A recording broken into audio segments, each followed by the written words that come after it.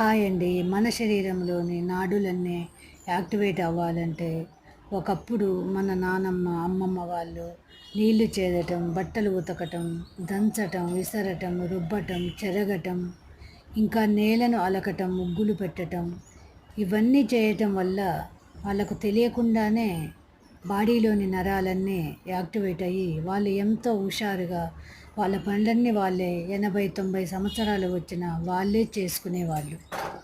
కానీ ఇప్పటి వాళ్ళు ఏమనుకుంటారు, పల్లెటూళ్ళలో ఉంటే మంచి పచ్చని చెట్లు ఉంటాయి, ఆక్సిజన్ వస్తుంది, అది పీల్చుకుంటే అందరూ ఆరోగ్యంగా ఉంటారు పల్లెల్లో అని అనుకుంటారు.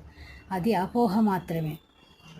మనం కూడా బాడీకి ఎంతో కొంత అన్ని మిషన్ల మీదే చేయకుండా కొంచెం బాడీకి పని చెబితే మనం కూడా ఎంతో ఆరోగ్యంగా ఉండవచ్చు.